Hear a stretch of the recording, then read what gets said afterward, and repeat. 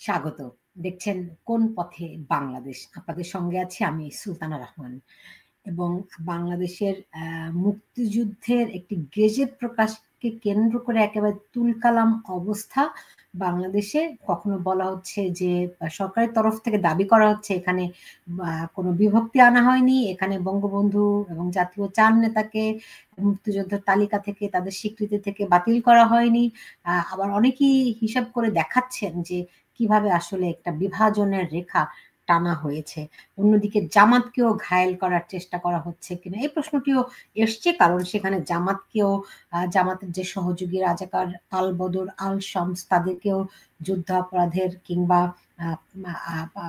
বাংলা মানে মুক্তিযুদ্ধ বিরোধী শক্তি হিসেবে আখ্যায়িত করা হয়েছে এই গেজেটে। সবকিছু মিলিয়ে আমরা বিভিন্ন সময়ে বাংলাদেশে যখন বিরাজনীতিকরণের প্রশ্ন আসে আমরা শুনে আসছিলাম মূলত দুই নেত্রীকে কেন্দ্র করে -2 ফর্মুলা সেই 2007 সাল থেকে মানুষের মুখে মুখে রটে গিয়েছিল। -2 মানে হাসিনা খালেদাকে বাদ দিয়ে বাংলাদেশের রাজনীতি। বলা হয় যারা বিরাজনীতিকরণ করতে চায় বাংলাদেশকে তারা মূলত এই -2 ফর্মুলা এনেছিলেন। কিন্তু এইবার তারা বলছেন -2 নয়, মানে -1 নয়। যেমন শেখ হাসিনা এবার চলে যাওয়ার পরে অনেকেই বলছিলেন যে এবার -1 ফর্মুলা বাস্তবায়ন হয়েছে, কিন্তু পরে নানানভাবে দেখা গেল যে আসলে অনেকেই বলছেন যে -1 নয়, -2 নয়, আসলে হচ্ছে -4। -4 মানে কি? -4 রাজনীতি বিশ্লেষণ যারা করেন তারা বলছেন যে বাংলাদেশকে একেবারে বিরাজনীতিকরণের চূড়ান্ত করে ছাড়ছেন ডক্টর মোহাম্মদ ইউনূস। মানে অলরেডি আওয়ামী লীগকে তারা এক প্রকার নিষিদ্ধ করে রেখেছে, বিএনপিকে কোনো গ্রাহ্য করছে না, জাতীয় পার্টি নাই, এখন তারা জামাতকেও ঘায়েল করার চেষ্টা করছে। কিন্তু আমরা জানি যে ডক্টর ইউনূসের সরকার জামায়াতের উপর ভর করে দেশ চালাচ্ছে, এমন অভিযোগ এমন দাবি সবাই কম বেশি করছে। এমনকি জামায়াতকে যে পরিমাণ প্রকাশ্য যতখানি শক্তি নিয়ে এখন প্রকাশ্য দেখা যাচ্ছে বাংলাদেশের ইতিহাসে গত 53 বছরে কোনোদিনও হয়তো এমনটি দেখা যায়নি, এমনটাও অনেকে দাবি করছেন। সবকিছু মিলিয়ে -4 আসলে হচ্ছে কিনা এই কথাটি আমাদের কাছে নতুন বাংলাদেশের রাজনীতিতে, যে -4 মানে 4টি যে বড় রাজনৈতিক দল সবাইকে নিশ্চিহ্ন করে দেওয়া, সবাইকে বাতিল করে একটা বিরাজনীতিকরণের দিকে আগানো। এখন আমরা জানি রাজনীতি সবকিছুর চালিকা শক্তি, রাজনীতি না থাকলে কি কোনো দেশ অগ্রসর হতে পারে? রাজনীতি না থাকলে কি গণতন্ত্র হতে পারে? কিছুই পারে না। হতে পারে রাজনীতিতে সমস্যা আছে, হতে পারে রাজনৈতিক দলের দুর্বলতা আছে, নেতা নেত্রীদের অনেক রকম অনিয়ম অন্যায়, জনগণের সঙ্গে বিচ্ছিন্নতা থাকতে পারে, কিন্তু দিন শেষে সেই রাজনীতিবিদদেরই ভরসা হওয়ার কথা। তবু কেন বিরাজনীতিকরণের প্রশ্ন আসছে? তবু কেন -4 এই কথাগুলি আসছে? এই বিষয়টি নিয়ে কথা বলবো। আমার সঙ্গে অতিথি হিসেবে রয়েছেন বরাবরের মতোই ঢাকা বিশ্ববিদ্যালয়ের শিক্ষক প্রফেসর নাজমুল হাসান কলিমুল্লাহ। ডক্টর কলিমুল্লাহ, আপনাকে স্বাগত জানাচ্ছি। আমি প্রথমেই যেটি এই যে মুক্তিযুদ্ধ মন্ত্রণালয় থেকে জামুকা থেকে, আমি নিজেও মুক্তিযুদ্ধ মন্ত্রণালয়ের উপর অসংখ্য রিপোর্ট আমার আছে। মুক্তিযুদ্ধ আমার অত্যন্ত প্রিয় একটি বিষয় আমার সাংবাদিকতার জীবনে। অনেক অনিয়ম যেমন আছে, আবার অনেক গর্বেরও অনেক কিছু আছে এই মন্ত্রণালয়ে। কিন্তু সবকিছু মিলিয়ে তারা যে অধ্যাদেশটি জারি করেছে এটি নিয়ে অনেক রকম প্রশ্ন উঠছে। তারা একটা ব্যাখ্যাও দিয়েছে, সচিব একটি ব্যাখ্যা দিয়েছে। আমি আমি আমার জানা মতে, আমার দেখা মতে, আমার সাংবাদিকতায় অন্তত 2 থেকে 3 জন মুক্তিযুদ্ধ মন্ত্রণালয়ের সচিবের বিরুদ্ধে আমাকে রিপোর্ট করতে হয়েছে, আমি করেছি। তো আমি জানি না এখন এই সচিব কেমন, কিন্তু তিনি একটা বিবৃতি দিয়েছেন যেখানে বঙ্গবন্ধু এবং তাজউদ্দিন আহমেদ সহ জাতীয় 4 নেতা এদের কাউকে মুক্তিযুদ্ধের তালিকা থেকে বাদ দেয়া হয়নি তারা বলছেন, কিন্তু অন্যরা আবার সহযোগী। মনে করেন মানে এত ঘোলা পাকানোর মানেটা কি? তারা কি চায়? দেখুন, আমাদের জাতীয় জীবনে সবচেয়ে অহংকারের জায়গা হচ্ছে মহান মুক্তিযুদ্ধ, এবং সেটা রাজনীতিক যে আপনার উন্নয়ন তার চূড়ান্ত ফল হচ্ছে মুক্তিযুদ্ধ। সেই জায়গাটায় আপনি যদি আঘাত হানেন, সেখানে যদি কনফিউশন তৈরি করেন, সেখানে যদি ধূম্রজাল তৈরির চেষ্টা করেন, তাহলে জাতি বিভাজিত হয়, এবং বিভাজিত না হলে গৃহযুদ্ধ সম্পন্ন করা যায় না। আর গৃহযুদ্ধ সম্পন্ন করা না গেলে বিরাজনীতিকরণের যে প্রক্রিয়াটি সেটি সাঙ্গীকরণ ঘটে না। মানে একটি বিষয়ের সঙ্গে আরেকটি বিষয় ওতপ্রোতভাবে যুক্ত। খেয়াল করুন, অগাস্ট এই বিপ্লব বা পরিবর্তনের মধ্য দিয়ে বাংলাদেশ আওয়ামী লীগ তার সকল অঙ্গ সংগঠন তাদেরকে মোটামুটি শীত নিদ্রায় পাঠিয়ে দেয়া গেছে। সঙ্গে দ্বাদশ সংসদ নির্বাচনে মাধ্যমে গঠিত যে পার্লামেন্ট, তার সেখানে যারা বিরোধী দলের তকমা নিয়ে কাজ করছিলেন, সেই জাতীয় পার্টি, তাদের যে কর্ণধার ফাউন্ডার জেনারেল এরশাদের সহোদর আপনার জিএম কাদেরের বাড়িতে হামলা হয়েছে। খেয়াল করেন, তার নামে সমন টমন ইত্যাদি জারি হয়েছে। অর্থাৎ তাদেরও কোণঠাসা করে ফেলার প্রক্রিয়া চূড়ান্ত।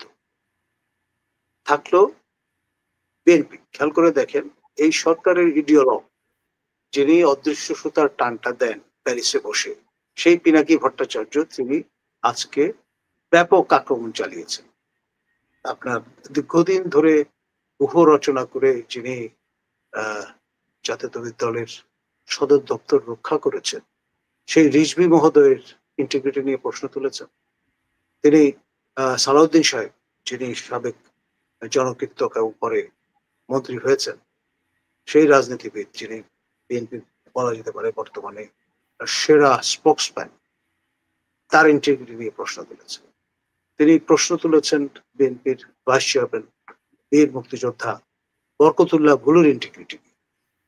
আপনার এর আগে তিনি মির্জা গোলাম হাফিজের পরিবারের অন্যতম কৃতিমান পুরুষ, বর্তমানে যিনি পার্টির সেক্রেটারি জেনারেল, সেই জুনিয়র মির্জাকে তিনি আক্রমণ করেছেন। আপনার এখন তারেক জিয়াকেও কিন্তু তার প্রিয় ভাজন খলিল, নিরাপত্তা উপদেষ্টা, তিনি কিন্তু নিজের সঙ্গে তারেক রহমানের তুলনা করছেন। বলতে চাচ্ছেন, আমি যদি বিদেশি হই তাহলে তারেক রহমান বিদেশি। খেয়াল করুন, একবার বাই নেম তিনি মেনশন করেছেন। অর্থাৎ বিএনপি মাইনাস করার জন্য যা যা করা দরকার, আপনার তুন থেকে সেই তীরগুলো ছুঁড়ে ফেলার কাজ শুরু হয়েছে। বাকি থাকলো জামাত। জামাতের ব্যাপারে আওয়াজ দেওয়া শুরু করেছিলেন আপনার যিনি মিটিকুলাস ডিজাইনের অংশ, যিনি মাস্টার মাইন্ড, সেই মাহফুজ আলম, মাননীয় উপদেষ্টা। তিনি তাদের মুক্তিযুদ্ধ বিরোধী বিভিন্ন ভূমিকা নিয়ে প্রশ্ন তুলেছেন। তারই ধারাবাহিকতায় গ্যাজেটও প্রকাশ করে দিয়ে তাদেরকে পাক বাহিনীর সহযোগী হিসেবে রীতিমতো সিল মেরে দেওয়া হয়েছে। অর্থাৎ চতুর্থ টার্গেট হচ্ছে জামাত। এবং ইতিমধ্যে নাহিদ ইসলাম বলা শুরু করেছেন যে প্রশাসনের সর্বত্র বিএনপির লোকজন বসে গেছে, তাদের দিয়ে আর যাই হোক নিরপেক্ষ নির্বাচন হবে না। আবার মাহফুজ আলম জামাতের প্রতি ইঙ্গিত করছেন। তার মানে মোটামুটি তাদের টার্গেট হচ্ছে 4টা মেইন স্ট্রিম পলিটিক্যাল পার্টি। এদেরকে যদি আপনার কোণঠাসা করে ফেলা যায় তাহলে তো কেল্লা ফতে। এনসিপির আর কোনো প্রতিদ্বন্দ্বী থাকলো না। বাকি যে ইসলাম পছন্দ দলগুলো আছে সেগুলোকে একত্র করে, সেটারও কাজ চলছে, আপনার একটা ঢিলে ঢালা বিরোধী দল তৈরি করে আপনার 2/3 মেজরিটি নিয়ে আপনার একটি নির্বাচন করবার ঘোষণা হয়তো আজকেই দিয়ে দেওয়া হতে পারে যে মার্চে নির্বাচন হবে। মজা হচ্ছে যে বর্তমান বাজেট জুন জুলাই, তার মধ্যে কিন্তু নির্বাচন করার অর্থ সংস্থান করা নেই। ফলে ব্যাপারটা কি দাঁড়াচ্ছে, সুস্ট্রিং একটা বাজেটে যেন তেন প্রকারের একটা নির্বাচন, এবং ডেফিনেটলি রিগিং বলুন, ইঞ্জিনিয়ারিং বলুন, সবকিছুই তখন করা সহজসাধ্য হয়ে দাঁড়াবে। এবং ব্যাপারটা কি দাঁড়াবে, ইতিমধ্যে যারা -1 তাদের পক্ষ থেকে বলা হচ্ছে তারা নির্বাচন বয়কট করবেন। তারপরে থাকছে আপনার এই জাতীয় পার্টি, তাদেরও মাইনাস করে ফেলা চূড়ান্ত ঘোষণা প্রায় দেয়া বাকি। বিএনপি যদি কোণঠাসা করে ফেলা যায় তাহলে জামাতকেও কোণঠাসা করা সহজ, আইসোলেট করে ফেলা হলো। ফলে ব্যাপারটা কি দাঁড়াবে, আপনার এই ইসলামী আন্দোলন, তারপরে নেজামে ইসলামী, তারপরে আপনার আরো যে ইসলাম পছন্দ বা বাম ধারার দলগুলো আছে, এগুলোকে সবগুলোকে আপনার ঝালমুড়ির মতো এক জায়গায় রেখে স্যাটাসাইড করে নিজেরা ডমিনেট করলেন, এত আর সহজ, প্রশাসনের এত ব্যাপক সহজ পরিবর্তন আপনি নিয়ে। বাংলা, আপনি এত সহজ, এটা কি পসিবল? ভাই, এগুলো করে করেই তো 5 আগস্ট করা গেছে। সেই আপনার পাকিস্তানের লস্করে তাইবা থেকে লোকজন আমদানি করে স্নাইপার হাজির করে লোক তো হত্যা করা হয়েছে, এতে কোনো সন্দেহ নেই। এবং সেন্টিমেন্ট তৈরি করে সেটার ফসল ঘরে তোলা হয়েছে। এবং যিনি মোচে তা দিয়ে বেড়াচ্ছিলেন, সেই মেসায়া ফ্রম প্যারিস, তিনি আয়াতুল্লাহ রুহুল্লাহ খোমেনির মতো মোতায়েন হয়েছেন। হয়ে পরে যখন জানাজানি হয়ে গেল লোকটা খ্রিস্টান এবং অর্থোডক্স চার্চের অনুসারী, এই লোক তো জীবনে হজ করেন, এবারও তো হজের সুযোগটা মিস করে ফেললেন, বা ইচ্ছাকৃতভাবে তিনি প্রেফার করলেন যে নিজে অর্থোডক্স, তার কাউন্টার পার্ট আপনার অ্যাংলিকান চার্চের প্রধান রাজা চার্লসের সঙ্গে তিনি মোলাকাত করতে যাবেন তার বদলে। আল্লাহ রসুলের যে ঠিকানা সেখানে না গিয়ে তিনি আপনার হযরত মুহাম্মদ সাল্লাল্লাহু আলাইহি ওয়াসাল্লামের বংশধর প্রিন্স চার্লস, তার সঙ্গে দেখা করতে যাচ্ছেন। দুধের স্বাদ ঘোলে মেটানো। আর প্রিন্স চার্লস হযরত মুহাম্মদ সাল্লাল্লাহু আলাইহি সাল্লামের বংশধর? জি, ইউরোপের সকল রাজন্যবর্গ প্রত্যেকে কিন্তু প্রফেটের সঙ্গে রক্তের সঙ্গে সম্পর্কিত। থ্রু, আপনি জানেন প্রায় 700 বছর স্পেন এবং পর্তুগাল শাসন করেছে মুসলমানরা, এবং কুরাইশ বংশোদ্ভূত লোকজন সেখানে ছিল, যাহারা বলে সেভিলের রাজকন্যার সঙ্গে আলফোন্সোর বিয়ে হয়েছিল, মানে আপনার খ্রিস্টান রাজার সঙ্গে, এবং তারই হাত ধরে ইউরোপের রাজন্যবর্গের সবার সঙ্গে কিন্তু রসুলের রক্ত মিশে গেছে। আমি I am not kidding. Sir, লোকে কিন্তু আমাকে মার দিবে এসে। আমাকে দেবে না, কারণ আমি প্রমাণ ছাড়া কথা বলি না। আচ্ছা, যাই হোক, ওই বিতর্কের মধ্যে ওই আলোচনাটা না যাই, কারণ ওইটার সম্পর্কে আমার ধারণা একটু কম, আমার পড়াশোনা করতে হবে, পড়াশোনা করে নিশ্চয়ই নিয়ে একদিন আমরা কথাও বলতে পারবো। তা আপনি আমাকে বাংলাদেশের কথা বলেন যে তাহলে মুক্তিযুদ্ধ সংক্রান্ত যে গেজেটটি তারা প্রকাশ করলো, এটির উদ্দেশ্যটি কি? উদ্দেশ্য হচ্ছে, একটা হচ্ছে যে ধূম্রজাল তৈরি করা, বিতর্ক উস্কে দেয়া, এবং মেজার করা যে কতটুকু লোক, কি পরিমাণ লোক রিয়াক্ট করে, এক কাইন্ড অফ এ পাইলট। আর তারপর কায়দা করে আপনার সিল চাপড় মেরে দেয়া জামাতের ঘাড়ে, যাতে তোমরা বেড়েছো আর বেরো না, স্পেস আমাদের, তোমাদেরকে আমরা সাময়িকভাবে ব্যবহার করছি, তার মানে এই না যে ঘাড়ে তুলেছি আর মাটিতে নামাবো না। ওকে, বুঝলাম, এটা একটা দিক, কিন্তু তারা মুক্তিযুদ্ধে বঙ্গবন্ধু, তাজউদ্দিন আহমেদ এদের পাশাপাশি 4টি ক্যাটাগরিতে ভাগ করেছে মুক্তিযুদ্ধদের, যারা আর কি মুক্তিযুদ্ধে অংশ নিয়েছেন তাদের। এই ক্যাটাগরি করার দরকারটা কি? দেখুন, আমি যেটা ভাবি, একটু আমার ভাবনাটা একটু আপনাকে বলি, যদিও আমার ভাবনাটা বলাটা কাজ নয়, আপনার ভাবনাটাই আমি জানতে চাই। কিন্তু ধরেন, এক যে বীরাঙ্গনা উপাধি দেওয়ার কারণে এই বীরাঙ্গনাদেরকে আমরা সমাজ থেকে অদৃশ্য করে দিলাম, রাইট? সবাই যদি মুক্তিযুদ্ধের তালিকায় নাম থাকতো, সবাই যদি এক মুক্তিযোদ্ধার তালিকায় থাকতো বীরাঙ্গনারা সহ, তাহলে কিন্তু এই বীরাঙ্গনারা হারিয়ে যেতেন না আমাদের সমাজ থেকে। আমরা তাদেরকে কমপ্লিটলি ভ্যানিশ করে ফেলেছি, 4 লাখ নারী, রাইট? মানে এইটা যে বাংলাদেশের নারীদের জন্য কত বড় একটা নিষ্ঠুরতা, কত বড় একটা রাজনৈতিক কৌশল, যে বাংলাদেশের নারীদের, মুক্তিযুদ্ধের নারীদের যে ত্যাগ, যে অবদান, এটিকে মোটামুটি একেবারে মুছে দেওয়া হলো এক বীরাঙ্গনা খেতাব দিয়ে, রাইট? তো এখন যে মুক্তিযোদ্ধাদের সহযোগী, কত নানান নামে, 4টা নামে তাদেরকে ভাগাভাগি করা হচ্ছে। এমনিতে আমাদের ভাগাভাগির কোনো শেষ নাই। তো এই ভাগ কি জন্য একটু বলেন তো? দেখুন, সরল অঙ্কে যারা ইতিহাস পড়েনি, জানে না, রিসেট বাটনের কারণে ভুলে গেছে, মানে হার্ড ডিস্ক খালি, তাকে আপনি বোঝাচ্ছেন যে বঙ্গবন্ধু শেখ মুজিবুর রহমান 25শে মার্চ আটক হয়ে চলে গেলেন মাগরেবে পাকিস্তান, সেখানে গিয়ে তিনি পুরোটা সময় কারাবন্দী থাকলেন, তাকে জুলফিকার আলী ভুট্টো মুক্ত করে দিলেন পাকিস্তানের জাতীয় স্বার্থে, এবং পাঠিয়ে দিলেন লন্ডন হয়ে, ভারত হয়ে বাংলাদেশে। ঠিক আছে, তার মানে তিনি তো প্রত্যক্ষ যুদ্ধ করেননি, তিনি তো মুক্তিযুদ্ধের ট্রেনিং নেননি, অস্ত্র হাতে নেননি, তার মানে উনি কিভাবে মুক্তিযোদ্ধা হন? খেয়াল করেন, এই প্রশ্ন কিন্তু করা হয়েছে, বলা হয়েছে যে উনি সহযোগিতা করেছেন বা মনে মনে মুক্তিযোদ্ধা ছিলেন, এরকম। মানে তার একেবারে মানে যাকে অনুপ্রেরণা ধরে এই মুক্তিযুদ্ধটি পরিচালিত হয়েছে সেই প্রাণ ভ্রমরে হাত দেয়া, খেয়াল করেন। এবং সেই জন্য তো রিসেট বাটন অত্যাবশ্যক, কারণ যদি রিসেট বাটন দিয়ে ইরেজ না করা যায় তাহলে তো লোকজন মৌলিক প্রশ্ন তুলবে।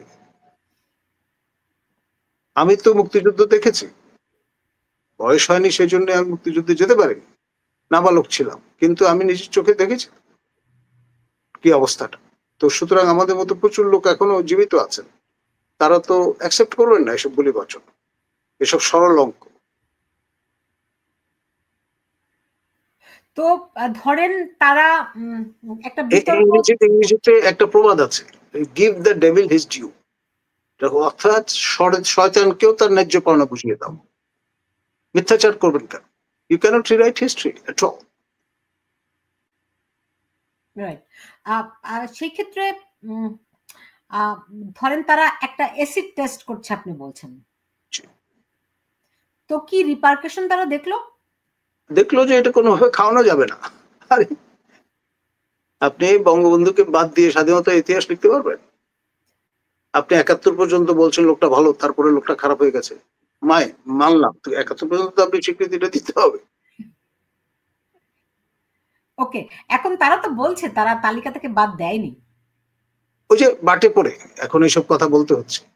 তারা পুকুরের ঢিলটা ফেলে দেখলো যে কয়টা ঢেউ তৈরি হয়, কতদূর পর্যন্ত যায়, হিসাব করে দেখলো এটা খাওয়ানো যাবে না। না, কিন্তু গেজেট তো পাবলিক করে ফেলেছে।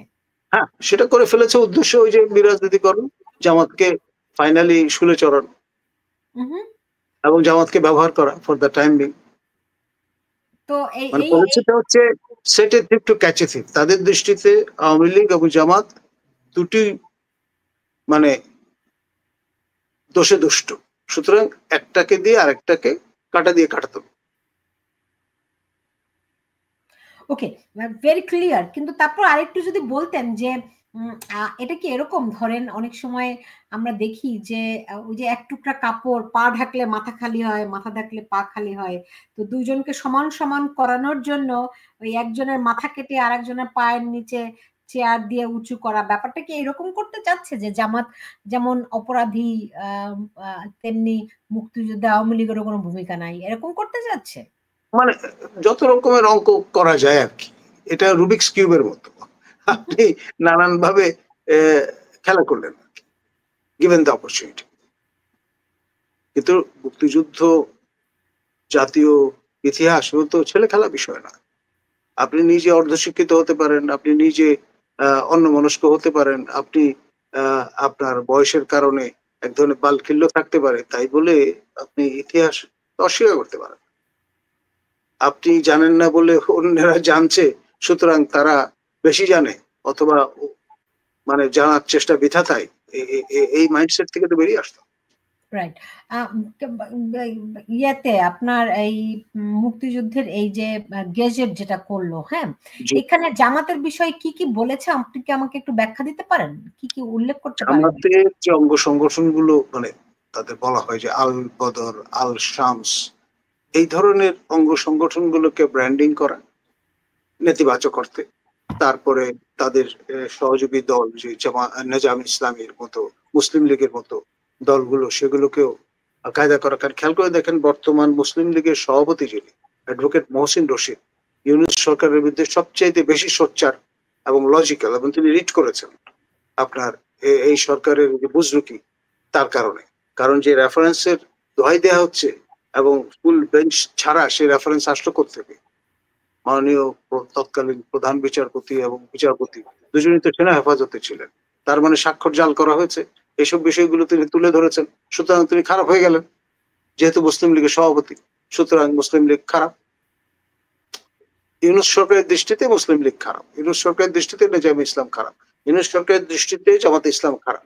এখন এই সবগুলো লোককে তো এক পতাকার নিচে দাঁড় করিয়েছেন, করে তখন তো কিস্তি টুপি মাথায় দিয়ে ঈদের জামাতে চার্চীয় কায়দায় নামাজ পড়ার চেষ্টা করেছেন, পাশে টেবিল গ্লাস রেখে। এবং আমি তো দেখলাম নীলফার চৌধুরী মনি, যিনি বিএনপির সাবেক মাননীয় সংসদ সদস্য, তিনি বলেই ফেললেন যে নামাজ পড়তেও ভুল করেছেন। মানে অনভ্যাসের ফোঁটা কপালে চরচর করে। উনি তো চার্চ গোয়ার মানুষ, খ্রিস্ট যে পবিত্র আত্মা তার হৃদয়ে স্থান পেয়েছে। তো সুতরাং সেখান থেকে তো বেরিয়ে আসেন। এবং মজার ব্যাপার হচ্ছে আপনার বিএনপির ভাইস চেয়ারম্যান বরকতুল্লাহ ভুলু মহোদয়, তিনি কিন্তু আবার একটা বোর্ড তৈরি করেছেন। মেডিকেল বোর্ড যেরকম হয় মানুষ অসুস্থ হলে, তিনি বোর্ড তৈরি করে দায়িত্ব দিয়েছেন জামাতের আমির শফিক সাহেবকে, এটা নিয়ে বোর্ড বসিয়ে অনুসন্ধান করার জন্য যে এই লোকটাকে কিভাবে ইসলামে ফেরত নিয়ে আসা যায়। মানে জাতীয় বিবাদ তৈরি হয়ে গেছে। কিন্তু এর আগে আপনার এই বিষয়ে মুখ খুলেছেন লিঙ্কন সাহেব, জাতীয় পার্টি কাজী জাফর যে ফ্যাকশনটা আছে, উনি পরিষ্কার বলেছেন যে এটা একটা সিরিয়াস ইস্যু। এমনকি বিএনপি থাকবে না, দেশে জাতীয় পার্টি থাকবে না, জামাত থাকবে না। সাবেক প্রধানমন্ত্রী আপনার শেখ হাসিনা, তিনিও কিন্তু মুখ খুলেছেন, বলেছেন লোকটা বিয়ে করার সময় বিয়ের প্রয়োজনে খ্রিস্টান হয়েছে। তিনি এই কথা বলে দিচ্ছেন। তো কিন্তু বাকি নাই, সব শেডের লোকই কথা বলছে এখন। তো লুকোবেন কি করে? আর একদিকে স্বপ্ন তিনি খলিফা হবেন, তিনি জাতির পিতা হবেন, তিনি আপনার হুকুমতে এই যে ইউনুস শাহী সেটি জারি রাখবেন অনন্তকাল, আমৃত্যু। এই যে আপনার যে ইন্টেন্ট বা চিন্তা, সেটি তো এখন ড্যাশ হওয়ার উপক্রম। সবাই তার মূল যে মৌলিক জায়গা, তার ধর্ম বিশ্বাস নিয়ে কিন্তু এখন প্রশ্ন তুলছে। After all it's a Muslim majority country. এখন পর্যন্ত আমরা যে সংবিধানটা মানি, সেই সংবিধানের রাষ্ট্র ধর্ম ইসলাম। তো রাষ্ট্র ধর্ম যেখানে ইসলাম, সেখানে রাশিয়ান অর্থোডক্স চার্চের অনুসারী একটা লোককে আপনি সর্বময় ক্ষমতা দিয়ে দেবেন এবং তিনি ইচ্ছা মতো দেশ চালাবেন, এটা তো হতে পারে না। কেন খারাপ কি? আমরা যেহেতু ধর্মনিরপেক্ষতায় বিশ্বাস করি। একবার যদি প্রতারণা করেন, খেয়াল করেন, আপনি কোর্টের রেফারেন্স দিয়ে প্রতারণা করেছেন, করে সেই রেফারেন্সের শপথ নিয়েছেন, মানে ওখানে ঝামেলা আছে, সর্ষের মধ্যে ভূত। তারপরে আবার আপনি ঈদের জামাত পড়তে গেছেন, তবা করে তিনি মুসলমান হয়েছেন কিনা আমরা তো জানি না। আর এই যে সুবর্ণ সুযোগ গেল এবার হজের, একজন সরকার প্রধান হিসেবে তার নেতৃত্বে বিশাল কাফেলা যেতে পারে। বাদশার কাছে যদি ইচ্ছা প্রকাশ করতেন, বাদশাহ খাস মেহমান হিসেবে তাকে নিয়ে যেতেন স্পেশাল প্লেনে করে। যেখানে কমিউনিস্ট চায়না থেকে স্পেশাল প্লেন চলে আসে, সেখান থেকে আসতো না। জি, হজ করতেই হবে এমন কোনো কথা আছে? না না, এটা ফরজ মুসলমান পুরুষের জন্য। কি বলেন আপনি? সামর্থ্যবান পুরুষের জন্য? মানে না, ওনার কি সামর্থ্যের অভাব আছে? টাকার কোন কমতি আছে? উনি তো এমনি কর কমিয়ে নিয়েছেন, পর্যাপ্ত টাকা ওনার ভান্ডারে আছে এখন। আগে না হয় দরিদ্র ছিলেন, নির্যাতিত ছিলেন, শেখ হাসিনা তাকে কারাবন্দী করার চেষ্টা করেছিলেন, কিন্তু এখন তো তিনি মুক্ত মানুষ। ও উল্টো শেখ হাসিনাকে ধরে বেঁধে নিয়ে আসার প্রক্রিয়া শুরু করেছেন। তিনি গরিব, এটা বললে কেউ বিশ্বাস করবে না। গরিবের টাকা কিভাবে নিয়ে দিতে হয় পকেট থেকে, সেটা তিনি এই কৌশল পৃথিবীকে উপহার দিয়েছেন। আর সেখানে তিনি হজ করার টাকা নাই, তার একটা last person to believe that. আপনাদের কারণে তো সেনা প্রধান, তিন বাহিনী প্রধান এরাও যেতে পারলো না হজে। না, আমাদের মাননীয় বিমান বাহিনী প্রধান গিয়েছেন। আচ্ছা আচ্ছা, বুঝতে পেরেছি। কিন্তু আমি যেই আলোচনাটায় এটা আমি মানে হাসি করলেও মানে বিষয়টা খুব গুরুতর, যে আসলে মানে কারো ব্যক্তিগত ধর্মীয় চর্চা, এটা আমার মাথা ব্যথার নাই। সমস্যাটা অন্য জায়গায়। তিনি তো এই যারা ধর্মে বিশ্বাসে প্রবল, তাদের ব্যবহার করেছেন, প্রতারণা করেছেন তাদের সঙ্গে। আমাদের এই যে মাওলানা মুমিনুল হক, তারপরে আমাদের বাবু নাগরী মহোদয় হেফাজতে ইসলামের, তারপরে আমাদের চরমনায়ের পীর সাহেব, তারা সবাই কিন্তু আচারনিষ্ঠ মুসলমান। একবার আজান দিয়ে নামাজ পড়ালো, তাদের ধর্ম বিশ্বাসকে ব্যবহার করেছেন তিনি ক্ষমতায় আসার জন্য। এটা আপনি অস্বীকার করতে পারবেন না। তো ওনারা কি সেটা জানেন না? এখন জানছেন, আগে তো জানতেন না। তাদের বোধহয় প্রথমে সন্দেহ হতে পারে, মনে দোলা দিয়েছে লোকটা দাঁড়িয়ে রাখে না কেন। তো একজন এখানে মন্তব্য করেছেন, আমি জানি না, ধর্ম বিশ্বাস নিয়ে কথা বলতে আমার ভালোও লাগে না, সেটা হচ্ছে কি, Yunus not Christian, not Muslim, he is Zionist, Zionist. Zionist বলার চেষ্টা করছেন, সেটা আরো ভয়ঙ্কর। মাওলানা সাহেবরা আরো ক্ষুব্ধ হয়ে যাবে। যেখানে গাজা নিয়ে বিশাল মার্চ হচ্ছে ঢাকায়, আর তাকে যদি দেখা যায় জায়নিস্ট, তাহলে তো খবর আছে। আচ্ছা, থাক, ধর্ম নিয়ে আমি বেশি কথা বলতে চাই না। এটা নিয়ে যাদের আগ্রহ আছে নিশ্চয়ই তারা তাদের মতো আলাপ করুক। ধর্ম আমার কাছে একটা ব্যক্তিগত বিষয়, যে যেভাবে করে চর্চা করতে চায়। কিন্তু আমি দেখতে চাই তিনি আসলে মানুষকে প্রতারণা করেছেন কিনা, কিংবা এখন ধরেন যে জামাতকে আমরা দেখলাম। দুটি কাউন্টে একটা হচ্ছে যে কোর্টের রেফারেন্স একদম পরিষ্কার, আপনার আইএসপিআর থেকে আপনার প্রকাশ করে দেওয়া হয়েছে তালিকা, সেখানে পরিষ্কার উল্লেখ আছে আমাদের মাননীয় সাবেক প্রধান বিচারপতি এবং মাননীয় বিচারপতি দুজন সেনা হেফাজতে ছিলেন, তখন তারা কখন কোর্ট বসালেন, কখন রেফারেন্স দিলেন আমরা তো জানি না। এবং সেই বিষয়টা নিয়ে কিন্তু রিট করেছেন অ্যাডভোকেট মোহসেন রশিদ, যে কারণে মুসলিম লীগের নাম আপনি জুড়ে দিয়েছেন যে স্বাধীনতা বিরোধী দল হিসেবে। ব্যক্তি মোহসেন রশিদের এই আর্গুমেন্টের কারণে আপনি স্টিগমাটাইজ করার চেষ্টা করছেন একটা পার্টিকে, এটা তো হতে পারে না। স্যার, এখানে একজন মন্তব্য করেছেন ইমানুল চৌধুরী। তিনি বলছেন, I have never seen doctor Khalimullah sir so vocal using clear language, I can see anger in his voice. হ্যাঁ, কেন আপনি জাতির সঙ্গে প্রতারণা তো করতে পারেন না। আমি এই কথা বলার কারণে আপনি আমাকে জেল জরিমানা করতে পারেন, but I will continue to say what I think is right, nothing personal. ব্যক্তি ইউনূস সম্পর্কে আমার কোনো কথা বলার প্রয়োজন নাই যতক্ষণ পর্যন্ত তিনি রাষ্ট্র ক্ষমতায় না থাকছেন। যখনই আপনি in the helm of affairs, when you are trying to represent me in the world community, আমি কথা বলবো নাগরিক হিসেবে। এখানে একজনের এই মন্তব্যটা আমার খুব পছন্দ হয়েছে, কারণ আমিও, আমার এমনটা মনে হয়, আপনার মনে হয় কিনা। সেখানে বলছেন যে মুক্তিযোদ্ধাদের সহযোগী হিসেবে প্রকাশ করার কারণ এবং উদ্দেশ্য হলো মুক্তিযোদ্ধা এবং স্বাধীনতার পক্ষের বাঙালিদের মধ্যে বিভাজন এবং দূরত্ব তৈরি করে ভয়াবহ ষড়যন্ত্র। অবশ্যই, মানে প্রফেসর ইউনূস একটা বিশাল ষড়যন্ত্রের ফসল, আজকে নতুন না, প্রায় 2-3 দশক ধরে এটা জার্মিনেশন হয়েছে।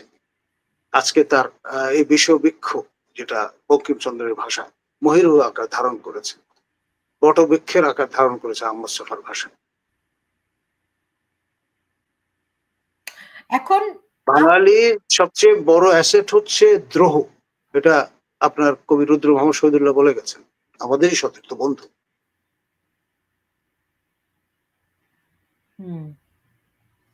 তো আপনি আজকে এত ক্ষিপ্ত হয়েছেন, এটা কি আপনি নতুন জানতে আমি পেরেছেন? বিষয়টা হচ্ছে, আমি যখন দেখলাম আজকে পিনাকি ভট্টাচার্যের মতো লোক প্যারিসে বসে তিনি বিএনপি নেতৃবৃন্দ যারা মুক্তিযুদ্ধ করেছেন বা মুক্তিযুদ্ধের সপক্ষের লোক তাদেরকে তিনি আক্রমণ করছেন, ইটস নট ফেয়ার। আপনি আক্রমণ করেছেন বুঝলাম, আওয়ামী লীগের লোকজনকে করেছেন, তারা এই আপনার জুলাই অগাস্টের কর্মকাণ্ডের সঙ্গে যুক্ত ছিল। আপনার বিএনপি 16-17 বছর ধরে তারা ক্ষমতার বাইরে ছিল, এখন তারা যেহেতু একটা ফর্মিডেবল ফোর্স হিসেবে ফাঁকা মাঠ, আওয়ামী লীগ নেই, তার সবচেয়ে বড় দল বিএনপি, এখন বিএনপি যেহেতু নির্বাচনের দাবি তুলছে, আপনার ভালো লাগছে না, আপনি সেখানে থেকে হুয়াই, আপনার এই যে পিনাকি ভট্টাচার্য, আপনি কি নির্বাচিত একটা লোক? আপনি কার পয়সায় চলেন? এই প্রশ্ন তো তুলবে মানুষ, লম্বা লম্বা কথা বলেন।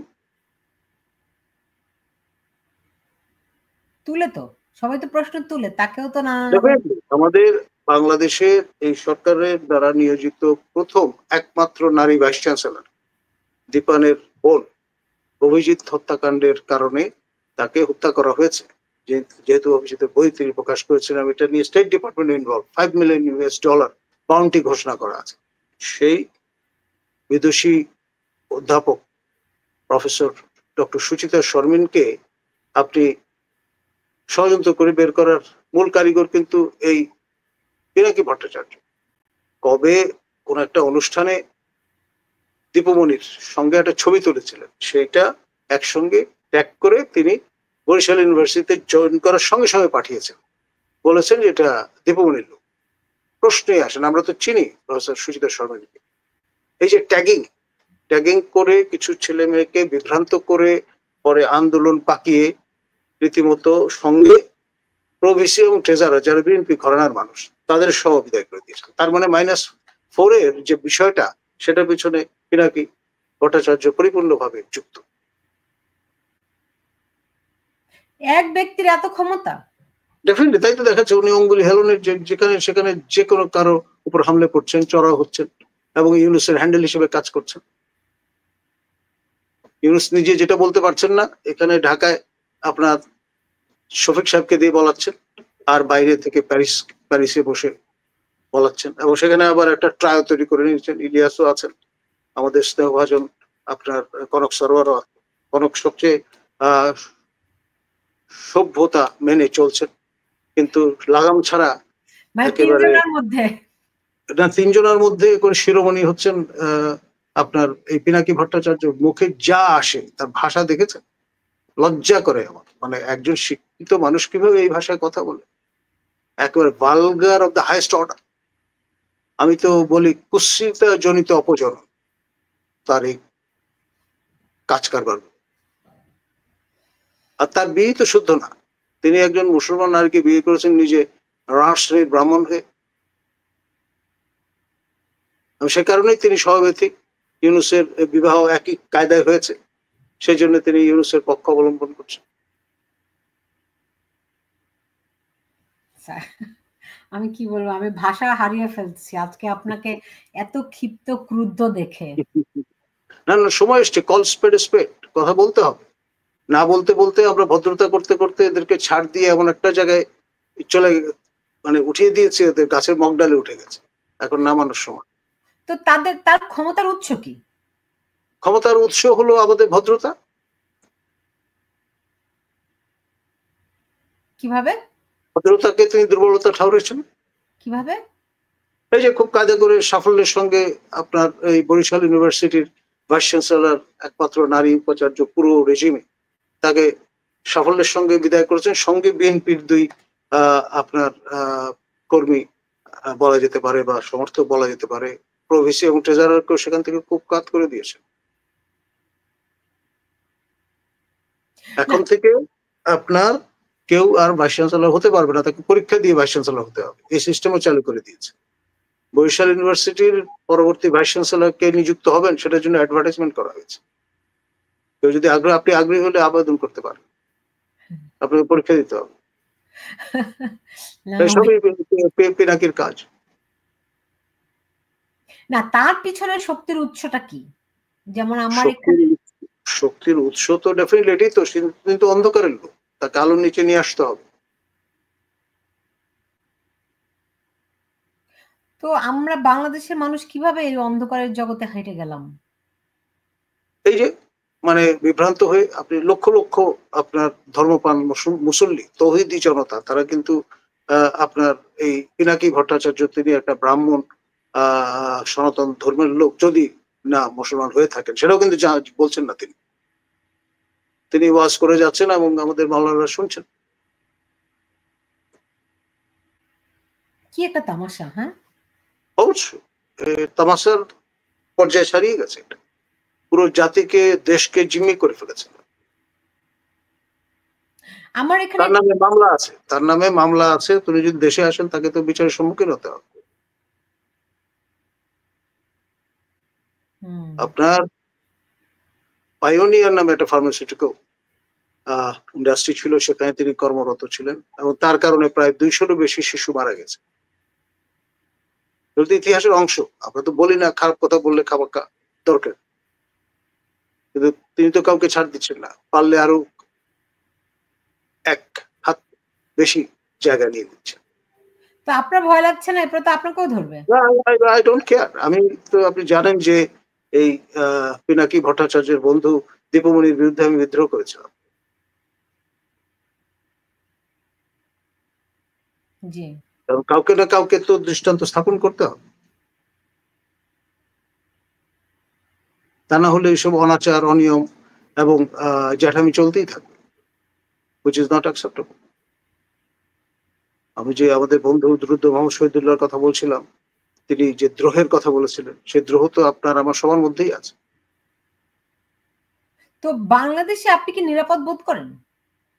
আমি আপনার কখনোই ভীত হইনি এবং কোনো আমলেই না। আপনি আমাকে জিজ্ঞেস করেছিলেন, আমি বলেছিলাম আগের শোতে যে আমি আজ পর্যন্ত কাউকে গালিগালাজ করিনি। না, আমি খুব আশ্চর্য হচ্ছি। আপনার আজকে আমি কথা আমি বিরল বিরল প্রজাতির প্রাণী। আমি আপনার শেখ হাসিনাকে কোনো গালি দিইনি কখনো। আমি বেগম জিয়াকে কখনো কোনো গালিগালাজ করিনি। আমি প্রয়াত জিয়াউল এরশাদকে আমি কোনোদিন কোনো গালিগালাজ করিনি। প্রয়াত নিজামীকে আমি কোনোদিন গালিগালাজ করিনি। কাউকে রাজাকার বলিনি, কাউকে স্বৈরাচার বলিনি, কাউকে ফ্যাসিস্ট বলিনি টিল টু ডেট। তো এই ধরনের লোকের সংখ্যা তো খুব বেশি পাবেন না। সেই জন্য আমার সৎ সাহস আছে।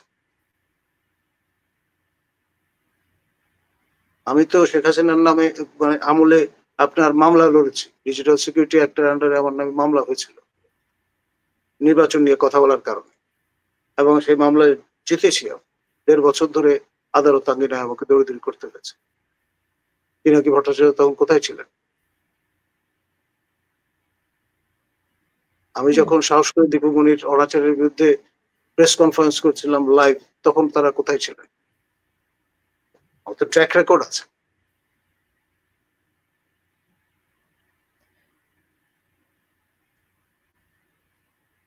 অনেকেই প্রশ্ন করেন দেশটা কেমন করে এরকম হয়ে গেল।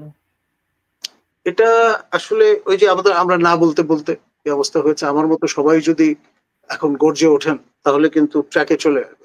এভাবে চলতে পারে না। মানে মব কোনো শাসন ব্যবস্থা হতে পারে না, ইম্পসিবল। পৃথিবীর কোনো দেশে মব আপনার অনন্তকাল 10 মাস ধরে চলতে পারে না।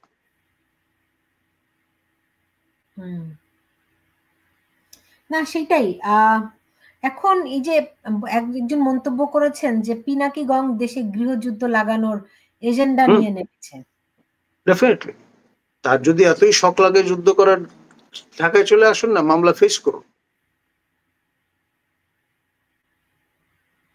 এখন দেশের মানুষের করণীয় কি আছে, কিংবা এখান থেকে পরিত্রাণের বা উপায় কি আছে? আপনি বলছেন যে তাদেরকে মহাত্মা গান্ধীর যে নন ভায়োলেন্ট স্টাইল, সেটা এখনো রেলেভেন্ট। সবাই যদি রুখে দাঁড়ান এবং আপনার অহিংস আপনার অবস্থান নেন, তাহলে এসব জারি জুরি সব চলে যাবে।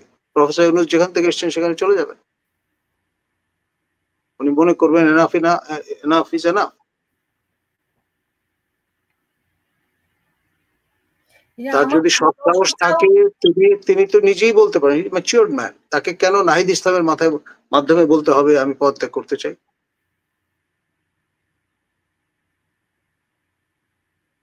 এই প্রশ্নটি তো বিএনপির পক্ষ থেকে তোলা হয়েছে, যে জন্য বিএনপি এখন খারাপ।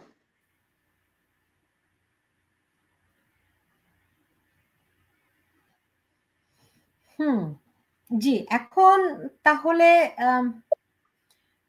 এর থেকে পরিত্রাণ বুঝলাম যে সবাইকে ঐক্যবদ্ধ হতে হবে, এর মধ্যে সোচ্চার হতে হবে। ওকে ফাইন, সোচ্চার হতে হবে এবং নন ভায়োলেন্ট, মানে অহিংস অবস্থান নিতে হবে। আপনার সাহেব যারা চাচ্ছেন গৃহযুদ্ধ, সেদিকে দেশকে নেওয়া যাবে না, তো দেশ ধ্বংস হয়ে যাবে। আমাদেরকে অহিংস অবস্থায় যদি আমরা সোচ্চার হই, মিলিয়ন পিপল যদি মার্চ করে, তাহলে কোথায় ভেসে চলে যাবে? এ সমস্ত জায়গায় যদি কাটবে না, কালাকানুন চলবে না। তো এইটা করতে পারতো বিএনপি, কিন্তু বিএনপির তো সেরকম কোনো কিছু বিএনপি কথা বলার চেষ্টা করছে। তারা যে অবস্থান নিচ্ছে ডিসেম্বর, সে কারণে তাদের উপর বিলা হয়ে গেছে। এই পিনাকির ভাষা ব্যবহার করলাম। পিনা তো এই ধরনের শব্দই পিনাকি চুজ করে। এটা তো ভালো শব্দ না, মানে আমি নর্মালি এই ধরনের শব্দ ব্যবহার করি না। বুঝতে পেরেছি। তো সেখান থেকে এখান থেকে আমার যেটাই বারবার সবাই শুধু জানতে চায়, আমরা কি করতে পারি, কি করতে পারি, কি করতে পারি? এই প্রশ্নের উত্তর, সবাইকে সোচ্চার হতে হবে। সবাইকে যে যার অবস্থানের থেকে অহিংস কায়দায় আপনার প্রতিবাদ করতে হবে, প্রতিবাদী হতে হবে, মেনে নেওয়া যাবে না। ওকে, কিন্তু আপনি যেটা বলছেন যে ধরেন -4 এইটা করে ডক্টর ইউনূস কিভাবে টিকে থাকবেন? এটা কি পসিবল? উনি চাচ্ছেন ওনার স্বপ্নের যে রাজনৈতিক দল, এই নেগোসিয়েশনে তিনি রাজি হননি বলেই তো এতদিন অপেক্ষা করলেন। ইনানিতে যে বৈঠক হয়েছিল জিয়াউল মঈনের সঙ্গে তার এবং ফখরুদ্দিনের, সেখানে তিনি বলেছিলেন টানা 10 বছর তিনি ক্ষমতায় থাকতে চান। তা না হলে তো ওনার খায়েশ মিটবে না। তো তখন ফখরুদ্দিন মঈনুদ্দিনরা রাজি হননি, সেই জন্য সেই সরকার দায়িত্ব তিনি নেননি। তাকে কিন্তু বলা হয়েছিল, আমি পরিষ্কার খেয়াল আছে আমার, তাকে অ্যাপ্রোচ করা হয়েছিল, তিনি ফোনই ধরেন।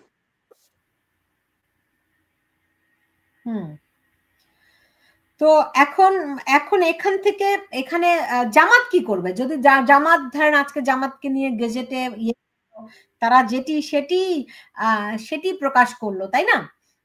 গেজেটে।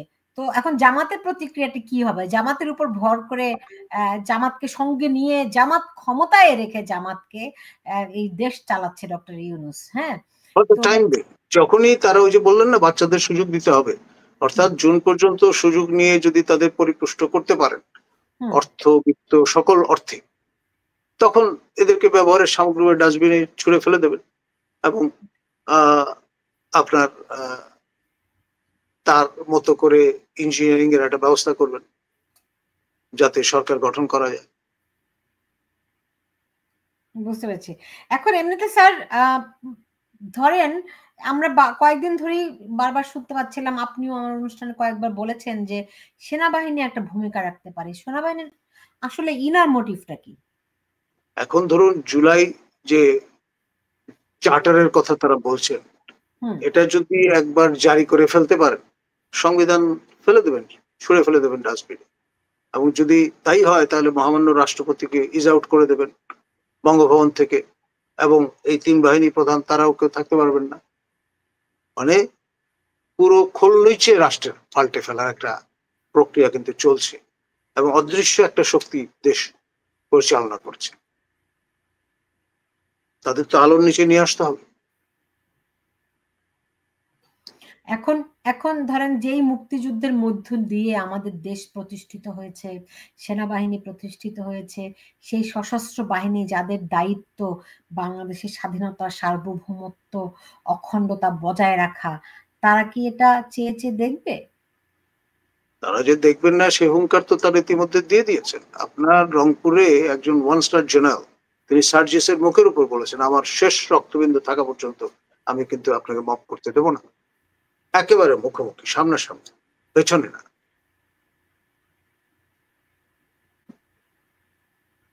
কিন্তু তারা তো জুলাই ঘোষণার প্রস্তুতি নিচ্ছে। হ্যাঁ নিচ্ছে, তারা হয়তো 10 তারিখ নাগাদ কাজ করে ফেলার চেষ্টা করবে। এখন তো চূড়ান্ত পর্যায়ে যতক্ষণ না আসবে ততক্ষণ পর্যন্ত যে বাঘ আসছে, যতক্ষণ বাঘ মুখোপাধ্যান না করছে ততক্ষণ পর্যন্ত আমরা নিশ্চিত হচ্ছি না। তো সেনাপ্রধান হজে গেলেন না কেন? সঙ্গত কারণে দেশকে অরক্ষিত অবস্থায় তো রেখে তিনি যেতে পারেন না। আপনার as per মিলিটারি প্রটোকল 1 নম্বরে সেনা, 2 নম্বরে নৌ, 3 নম্বরে বিমান, সেই জন্য 3 নম্বরে যিনি আছেন তাকেই পাঠানো হয়েছে বা যেতে দেওয়া হয়েছে বা বলা হয়েছে যান। তিনজন একসঙ্গে হজ করতে যাওয়ার প্রিপারেশন নিলেন কিভাবে? ভাই টিকিটও কাটা ছিল বলে আমি শুনেছি। হ্যাঁ, এটা করলেন কিভাবে? পরে ব্যাক অফ দা মাইন্ড তাদের মনে হয়েছে যে এটা তো ঠিক না, এই জুলাইয়ের কাণ্ডটা তো করে ফেলবে আগে ভাগে।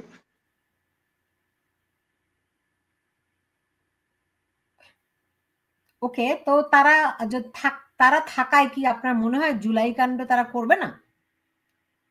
অ্যাটলিস্ট মানে অন দ্য গ্রাউন্ড তারা তো আছে ডিগিং পজিশনে। মানে ব্যারিস্টার ফুয়াদ যেভাবে বলে দিয়েছেন যে সেনা নিবাস উড়িয়ে দেবেন, বলা সহজ, আপনি চেষ্টা করেন না আপনার এই সেনানিবাসে ঢুকতে। আমার পরিষ্কার খেয়াল আছে আপনার জেনারেল মসিউদ্দিন চৌধুরী তখন সেনাপ্রধান,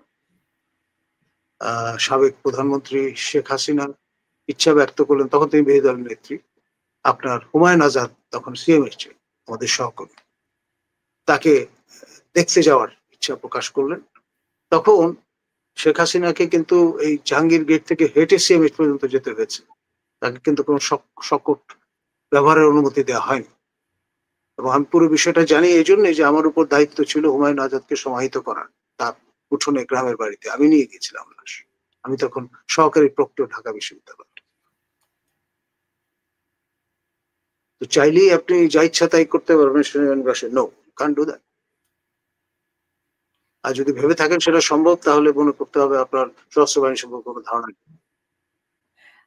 না, ধারণা তো আমাদের একরকম ছিল, কিন্তু তাদের যে ভূমিকাটা দেখছি এটা তো খুবই রহস্যজনক। আপনি ধরেন, আমরা তো সেনাবাহিনীকে কোনোদিনও যেভাবে করে সেনাবাহিনীকে অপমান, অপদস্থ, ভৎসনা করা হয়েছে, এমনটা কোনোদিনও দেখেছেন আগে? Never, unprecedented. এবার যেই পর্যায়ে নিয়ে যাওয়া হয়েছে তা রীতিমতো আশঙ্কাজনক, এবং আমার ধারণা শেষ অব্দি আর শেষ রক্ষা কিন্তু হবে না। সশস্ত্র বাহিনী আমাদের সার্বভৌমত্বের প্রতীক, আমাদের স্বাধীনতার প্রতীক। তারা যে কোনো মূল্যে এই স্ট্যান্ডার্ড আপহোল্ড করবে, কাম হোয়াট। এখন ধরেন বাংলাদেশের শীর্ষ সবকিছু বদলানো হয়েছে, শুধু তারা বদলাতে পারেনি প্রেসিডেন্ট এবং সেনাপ্রধান। জি, তো সেই চেষ্টাও আছে অব্যাহত। তার বলছেন তো খোলামেলা ইন্টেন্ট ব্যক্ত করছেন। ওনারা তো লুকোচুর করে কিছু করবার চেষ্টা করছেন না, জানান দিয়ে করছেন। এটা তো আপনার হাসনাত আব্দুল্লাহ মহোদয় তিনি প্রথম শুরু করেছেন। তারপর ব্যারিস্টার ফুয়াদের কথা চিন্তা করেন, তিনি প্রকাশ্যে পথসভায় বলেছেন এই কথা, এবং সেই জিগির এখনো চলছে। চোখ রাঙিয়ে কথা বলছেন সবাইকে। আমি তো ভদ্রলোককে ব্যক্তিগতভাবে চিনি, তার সঙ্গে টকশোও করছি। সার্জিস আলম আপনার তার ফেসবুক স্ট্যাটাসে তো সেনাবাহিনীকে ভৎসনা করেছে। জি, মানে তারা কিন্তু ওই যে ফুটবল পাস দিয়ে খেলে না, সেই কায়দায় খেলবার চেষ্টা করছে। কিন্তু প্রতিটা জিনিস তো একটা লিমিট আছে, এবং অন রেকর্ড এই জিনিসগুলো কিন্তু লুকোতে পারবেন না, পরে বলতে পারবেন না আমরা বলি নাই বা করি নাই। তো তারা তো বলে বিডিআর বিদ্রোহের মধ্য দিয়ে সেনাবাহিনীকে দুর্বল করা হয়েছে, হেন তেন অনেক কিছু বলে। তো হ্যাঁ, তো এখন কমিশন রিপোর্ট যতক্ষণ আমরা না পাচ্ছি ততক্ষণ ডেফিনেটিভলি আমরা বলতে পারবো না, আমরা হাঞ্চ করতে পারবো। আমাদের জাল ফজল রহমান স্যার কাজ করছেন এটা নিয়ে। লেটস সি তিনি কোন ধরনের রিপোর্ট হাজির করেন। কিন্তু আপনার কাছে কি মনে হয় যে ধরেন সেনাপ্রধান প্রথম যেদিন 5ই আগস্ট ভাষণ দিলেন, তিনি বললেন দেশের দায়িত্ব তার, কিন্তু তারপরে 3 দিন দেখলাম দেশে কোনো আইন শৃঙ্খলা কিছুই নাই, সেনাবাহিনী বরং উদযাপন করতেছে সেনা সদস্যরা, রাইট, শেখ হাসিনার পতন। দেন আমরা দেখলাম মব ভায়োলেন্স কোনোভাবেই থামছে না, আজ পর্যন্ত গত 10 মাসেও কোথাও কোনো আইন শৃঙ্খলা সামান্যতম কোনো উন্নতি হয়নি। আমাকে একজন যে পুলিশ যেভাবে করে হত্যা করা হয়েছে সেই ছবি আমাকে পাঠিয়ে, এত বিভৎস, এত নৃশংস, ভাবা যায় না। কতজন, আমরা তো একটা দুইটা হয়তো সোশ্যাল মিডিয়াতে দেখেছি, এগুলো তো আবার সোশ্যাল মিডিয়াতেও দেয়া যায় না। আপনার কত কর্মকর্তা পুলিশ সদস্যকে যে মেরে ঝুলিয়ে রাখা হয়েছে বাংলাদেশে, আমি জানি না বাংলাদেশের মানুষ এগুলি কিভাবে সহ্য করেছে। বিভিন্ন জায়গায় রাস্তায় রাস্তায় পুলিশ মেরে ঝুলিয়ে রাখা হয়েছে।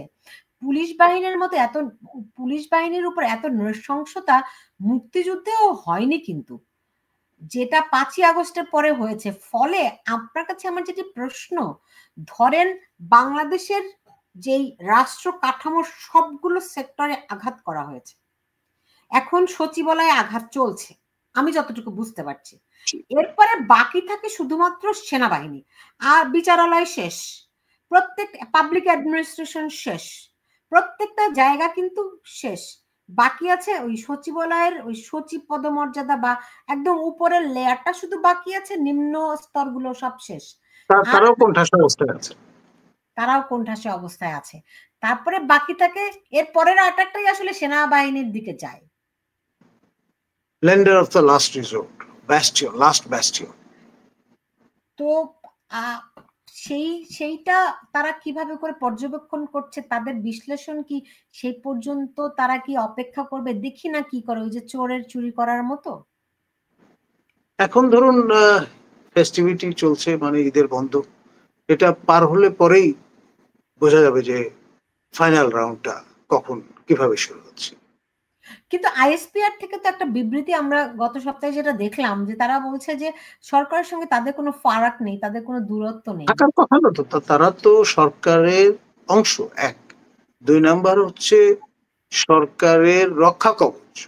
খেয়াল করেন, তারা যদি ম্যাজিস্ট্রেসি ক্ষমতা নিয়ে মাঠে ঘাটে এই ভূমিকায় না থাকতেন, মব তো সবকিছু গ্রাস করে ফেলত। কোনো কিছু বাকি থাকতো এই দেশে? কোনো ঘরবাড়ি অবশিষ্ট থাকতো? কোনো দরদালান অবশিষ্ট থাকতো?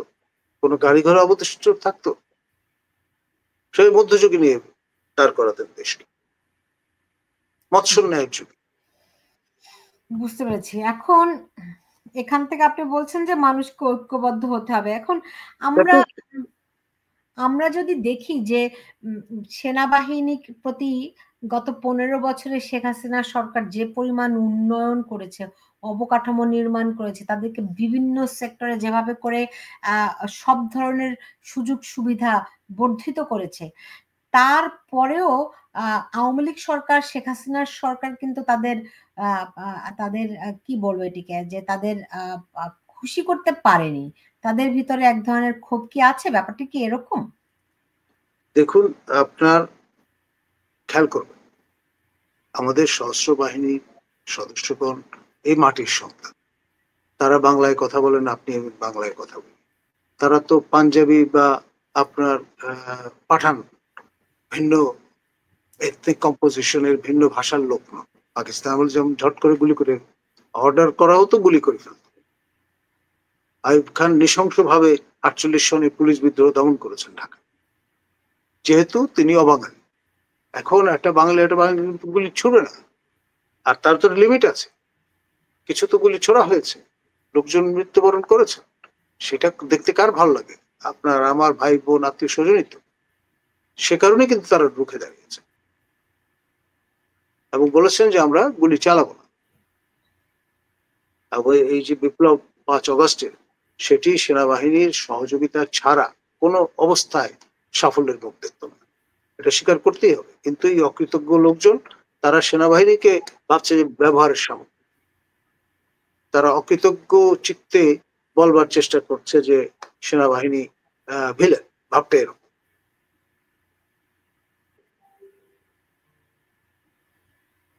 তারা পুরো বাহিনীকে বলছে না, তারা সেনাপ্রধান ওয়াকারুজ্জামানকে বলছে। He is the symbol. সেনাপ্রধান হচ্ছেন একটা ইনস্টিটিউশন। আমি তো সাকসেসিভ সেনাপ্রধানদের সঙ্গে কাজ করেছি। জেনারেল আজিজ আমার ছাত্র ছিলেন, জেনারেল শফিউদ্দিন আমার ছাত্র ছিলেন। আমি তো টপব্রাস সেনাবাহিনীর যারা, তাদের প্রত্যেককে চিনি। যিনি সবচেয়ে বেশি সোচ্চার ছিলেন, অবসরপ্রাপ্ত কর্নেল হক, তার সঙ্গেও কিন্তু আমি শো করেছি অসংখ্যবার। আমি নিজে কমিশন অফিসার, আমি তো কম বেশি সবাইকে চিনি।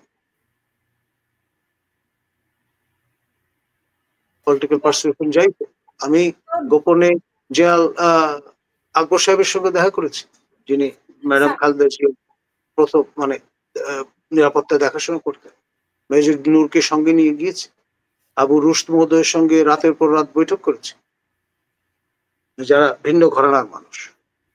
আমি যেহেতু নিরপেক্ষতার আপনার টুপি মাথায় দিয়ে হাঁটি, সবার সঙ্গে আমার চলাফেরা আছে। স্যার, যেহেতু আপনি অনেকবারই বলছেন তারা একটা একটা গৃহযুদ্ধ লাগাতে চায় দেশের মধ্যে, তাই না? সো সো যদি গৃহযুদ্ধ এবং হয়, প্রচুর অস্ত্র কিন্তু আছে, প্রচুর অস্ত্র, মানে আনঅ্যাকাউন্টেড ফর, ঘুরে বেড়াচ্ছে।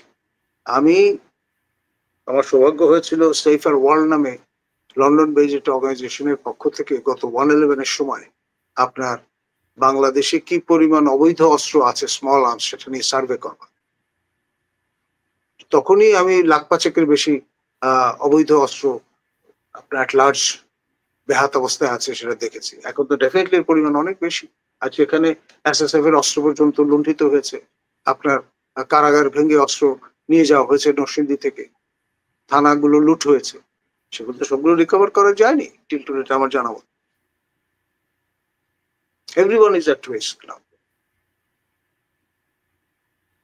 আর অস্ত্র এমন একটা জিনিস, আজকে আপনার হাতে আছে, আপনার যেই হাত ঘুরে গেল আপনার বিরুদ্ধেই তো ব্যবহৃত হতে পারে। রাইট।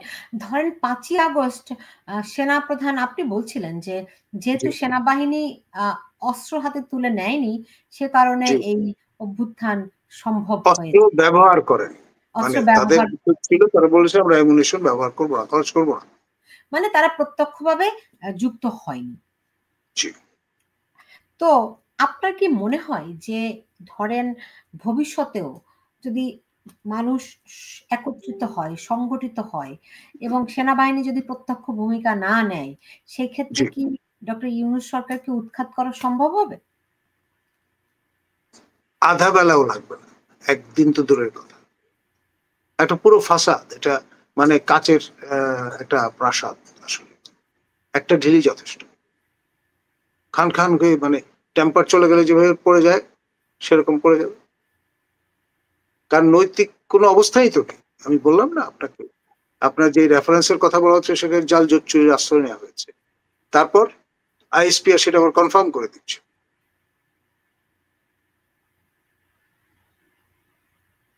বুঝতে পেরেছি। হ্যাঁ, তো এখন ওই কিন্তু এই বিষয়গুলো কি মানে দেশের মানুষ বুঝতে পারছে? স্লোলি বাট শিওরলি বুঝবে। আপনি কতদিন বোকা বানিয়ে রাখবেন? দান দান তিন দান, বারে বারে তো এক খেলা দেখানো যাবে না। তারা তো শুধু বলে তাদের বিরুদ্ধে মিথ্যা কথা রটানো হচ্ছে, তাদের বিরুদ্ধে প্রোপাগান্ডা ছড়ানো হচ্ছে, তাদের বিরুদ্ধে হেন হচ্ছে, তেন হচ্ছে, অনেক রকম অভিযোগ। এতগুলো শুক্রবার গেল এই গত 10 মাসে, আমাদের প্রফেসর ইউনূস কয়বার জুম্মার নামাজ পড়তে গেছেন? এই প্রশ্নগুলো কিন্তু উঠবে আপনি যখন পাবলিক লাইফে আসবেন, থাকবেন। উনি ঘরে বসে জুমার নামাজ আপনার জুম্মার কি নামাজ ঘরে মসজিদে বসে গিয়ে পড়া যায় না, জুমার নো। নামাজ পড়তে হবে নাকি? জুম্মার নামাজ কখনোই ঘরে বসে পড়া যায় না। আমি তো প্রস্তাব করেছিলাম, উনি যেহেতু হুকুমত প্রতিষ্ঠা করেছেন, ওনার নামে খুতবা পাঠ করা শুরু করার জন্য। পুরুষ মানুষ সেই জন্য, মহিলা হলে তো খুতবা পাঠ করা যেত না। মানে ধর্মীয় বিধান যা, আমি সেই অর্থে বলছি। তো উনি তো আমরা সবাই জানি উনি তো ধর্মে বিশ্বাস করেন না। সেটা বলুন না, উনি সাহস করে বলুন। তখনই তো বেরিয়ে যাবে যে উনি মাওলানা সাহেবদের সঙ্গে প্রতারণা করেছেন, তাদের শক্তি কাজে লাগিয়েছেন। না উনি কি মাওলানা সাহেবকে বলেছে যে আমি ধর্ম বিশ্বাসী? ডেফিনেটলি ধর্ম রক্ষার রক্ষক হিসেবে তো সেভাবে সেই কিস্তি টুপিটা তো তিনি মাথায় দিয়েছেন, জোর করে কেউ তাকে মাথায় পরিয়েছে ঈদের নামাজে? আমরা দেখেছি না, সুন্দর একটা সাদা টুপি তার মাথায় একেবারে ইস্তারি করা। স্ত্রী করে আপনি আবার দেখেছেন? হ্যাঁ, করেছে। ইফতার করার জন্য পাঞ্জাবি পরে সেই রোহিঙ্গাদের সঙ্গে গেছেন না, গুতারেসকে সঙ্গে নিয়ে। গুতারেসকেও ইমপ্রেস আপন করে পাঞ্জাবি পড়াতে সক্ষম হয়েছে। অনেকে অনেক প্রশ্ন করছেন। এর মধ্যে একজন প্রশ্ন করেছেন, আপনার কি মনে হয় যে সেনাবাহিনী ৫ই আগস্ট অস্ত্র হাতে তুলে না নিয়ে ভুল করেছে? আমি সেটা বলবো না, কারণ আমাদের দেশপ্রেমিক সশস্ত্র বাহিনী তারা বরাবরই কিন্তু গণমুখী ভূমিকায় ছিল। আপনার জেনারেল এরশাদের যখন ক্ষমতা ছেড়ে দিতে হয়, তখনও সেনাপ্রধান নুরুদ্দিন মহোদয় অস্বীকৃতি জানিয়েছিলেন যে তারা আর এই গণবিরোধী অবস্থায় থাকতে পারবেন না। And Ershad had to relinquish his power. কিন্তু ধরেন তাদের তো ইন্টেলিজেন্স আছে, তাদের একটা প্রতিষ্ঠান। তো তাদের ভাই, কাছে যা অনেক সময় মেটিকুলাস সেটা কিন্তু প্ল্যানের কাজ কথা, করে। স্যার যে আমি মেটিকুলাস চোখে প্ল্যানের দেখেছি। কথা আমরা শুনি, এইসব জি, খবরাখবর তো তাদের কাছে থাকার দরকার ছিল। তাদের রাডারে আসা উচিত ছিল। আছে, জানে, কিন্তু সবসময় যে প্রোটোকল মান্যতা, তারপরে নিয়ম নিগর, বিভিন্ন কারণে শেষ পর্যন্ত একেবারে শেষ সীমায় না গেলে পরে তারা অ্যাক্ট করতে পারেন না, তাই হয়েছে। যখন দরবারের আয়োজন করা হয়েছে তখন দে স্পোক দেয়ার মাইন্ড, বলে ফেলেছেন। এবং খেয়াল করে দেখলেন সেনাপ্রধান যে একটা লোকও আর গুলি চালাতে রাজি নয়, তখন he had to take the decision যে না, আমরা অ্যামুনিশন খরচ করবো না। কারণ সেনাবাহিনীর ট্রেনিংটাই হচ্ছে শুট টু কিল। পুলিশের ট্রেনিংটা হচ্ছে তারা পাবলিক অর্ডার ম্যানেজমেন্টের জন্য ফাঁকা গুলি করে, মানুষ মারার জন্য গুলি করে না। টু স্টার্ট উইথ, একান্ত বাধ্য হয়ে সেলফ ডিফেন্সে তখন গুলিটা করে, তাও ম্যাজিস্ট্রেটের অনুমতি নেই। তো ধরেন আন্দোলনের সময়ে জুলাইয়ে যখন এভাবে করে মানুষ মারা যাচ্ছিল, তখন সেনাবাহিনী বুঝলো না যে পুলিশ যে রাবার বুলেট মারে সেগুলিতে তো মানুষ মারা যায় না। তো এত মানুষ যে মারা যাচ্ছে, মারা তো গেছে, যেই মারুক যেভাবে করে। স্নাইপাররা ইনভলভ ছিল, লস্করে তৈয়বা ইনভলভ ছিল, এটা এখন বেরোচ্ছে কথা। আরো বের হবে, নিশ্চিতভাবে বের হবে, কিন্তু মানে আমি বলছি সেনাবাহিনী তারা একটা সুসংগঠিত বাহিনী, তাদের শুধু অস্ত্র গোলা বারুদই আছে তা তো নয়, তাদের ইন্টেলিজেন্সও আছে। তাদের কাছে এই খবরাখবরগুলো কি ছিল না? হয়তো নির্দিষ্ট কিছু লোকের মধ্যে ছিল, যেমন ডিজিএফআই, এই যে 14 তলা ভবনটা কচু খেতে, যেটা নিয়ে আমাদের পিনাকি গালিগালাজ করেন, সেই ভবনে যারা কর্মরত তারা তো পেশাদারিত্বের সঙ্গে কাজগুলো করবার চেষ্টা করে, এবং একটা চ্যানেলে তারা কিন্তু সেনাপ্রধানের কাছে অ্যাকাউন্টেবল না, they are accountable to the head of the government. জি, বুঝতে পেরেছি। এখন আরেকজন একটি প্রশ্ন করেছেন যে ধরেন 5ই আগস্ট, মানে তাদের কাছে যদি এই সমস্ত তথ্যাদি থাকে এবং তারপরে যদি দেশ রক্ষায় তারা 5ই আগস্ট ব্যর্থ হয়ে থাকে, সেই ক্ষেত্রে কি তারা শপথ ভঙ্গ করেছে বলে মনে হয়? দেখুন, তারা সংবিধানের প্রতি বিশ্বস্ত থাকবেন, সেই শপথ তারা গ্রহণ করেন। এখন আবার কমান্ড স্ট্রাকচার বলে একটা বিষয় আছে, সেনাপ্রধান আদেশ করেছেন, সুতরাং তারা সেটি মানতে বাধ্য। আবার সবার সঙ্গে কনসাল্ট করেই কিন্তু সেই সিদ্ধান্ত নেওয়া হচ্ছে, কালেকটিভ ডিসিশন। বুঝতে পেরেছি। এখন দেশ রক্ষার দায়িত্ব তো তাদের, অবশ্যই তো সেটি সেটি করতে দেশের অভ্যন্তরীণ স্থিতি রক্ষার দায়িত্ব তাদের, রাইট, ইনহেট সিভিল পাওয়ার, তারা সেটা করেছেন, এখনো করে যাচ্ছেন। আজকে তারা সমর্থন প্রত্যাহার করুক, সরকার ফাসাদ ভেঙে পড়বে আধা বেলার মতো। লুটপাট, রাহাজানি, ধর্ষণ, অগ্নিসংযোগ কিচ্ছু বাদ থাকবে। তাহলে যেই যেই সরকার এই জঙ্গিদের পৃষ্ঠপোষকতা করছে, উগ্রতাকে মদত দিচ্ছে, মব ভায়োলেন্স করাতে উৎসাহ দিচ্ছে, কোন রকম আইনের শাসন কায়েম করছে না, সেই সরকারকে তারা সমর্থন দিয়ে রেখেছেই বা কেন? কি উদ্দেশ্যে? মানে এর অন্তর্নিহিত বিষয়টি কোথায়? তারা তো সেজন্য পরিষ্কার বলে দিয়েছেন 18 মাস সময় দিলাম, এর মধ্যে গুছিয়ে নির্বাচন আয়োজন করে, এবং 18 মাসের পরে অর্থাৎ ডিসেম্বরের পরে তারা পরিষ্কার সাফ জানিয়ে দিয়েছেন তারা এই সহযোগিতাটা করবেন না। পরিষ্কার একদম, কোনো এখানে কোনো রকমের ব্যর্থতার সুযোগ নেই। এবং কাট অফ ডেট 1 জানুয়ারি। নতুন সরকার দেখতে চান তারা, নির্বাচিত সরকার। কিন্তু সেটা তো আগ্রহ দেখছে না কোনো। এখন না করলে যেটা হবে, যা হবার অনিবার্যতাই ঘটবে। কি অনিবার্যটা কি? সরকার থাকবে না। তো না থাকলে কি হবে? আপনার সরকার না থাকলে তখন আবার একটা তৃতীয় অন্তর্বর্তী সরকার হয়তো আসবে, তাদের অধীনে 90 দিনের মধ্যে নির্বাচনের যে আমাদের চল আছে, যেটা অ্যাডভোকেট মাহবুবুদ্দিন খোকন বলে দিয়েছেন, যে 90 দিনের মধ্যে নির্বাচন আয়োজন না করে দ্বিতীয় অন্তর্বর্তী সরকার আপনার সংবিধানের ভায়োলেশন করেছে, শপথ ভঙ্গের মতো কাজ করেছে। কারণ খেয়াল করেন, প্রথম অন্তর্বর্তী সরকার তখনও কিন্তু ত্রয়োদশ সংশোধনী ছিল না, আপনার প্রভিশন ছিল না আমাদের সংবিধানে, কিন্তু জাস্টিস শাহাবুদ্দিন ঠিক 90 দিনের মধ্যে ক্ষমতা ছেড়ে চলে গেছেন, সকল রকমের ইন্তজাম করে একটা অবাধ, সুষ্ঠু, নিরপেক্ষ নির্বাচন আয়োজন করে। স্যার, আজকে দেখলাম জাতিসংঘের একজন কর্মকর্তা, তিনি বলছেন আওয়ামী লীগকে বাদ দিয়ে নির্বাচন হলেও সেটি ইনক্লুসিভ নির্বাচন হবে। তারা এরকম এটা তো দৃষ্টিভঙ্গির ব্যাপার, যেটা বলার চেষ্টা করছেন যে জনগণের সম্পৃক্ততা, ভোটারকে ইনক্লুড করতে হবে, ভোটারকে বাদ দেওয়া যাবে না। টেকনিক্যালি স্পিকিং এই দেশের 30 থেকে 35% লোক ভোটার আওয়ামী লীগের প্রতি বিশ্বস্ত বা অনুগত। তো ন্যাচারালি তারা যদি বয়কট করে, তারা যদি ঘোষণা দিয়ে বলে আমরা এই নির্বাচনে অংশগ্রহণ করবো না, তখন কি দাঁড়াবে? রাজনৈতিক দল না থাকলে তারা কিভাবে করে এই ঘোষণাটা দেবে? এখন ধরুন, খেয়াল করেন, তিনি আবাসিক প্রতিনিধি জাতিসংঘে, বাংলাদেশ সদস্য রাষ্ট্র, আমরা চাঁদা দিই, ওই চাঁদার টাকায় তাদের বেতন হয় মাসের শেষে। এখন আমরা তার এমপ্লয়ার, বাংলাদেশ সরকার তাদের এমপ্লয়ার। এখন তারা যদি ধরে বসে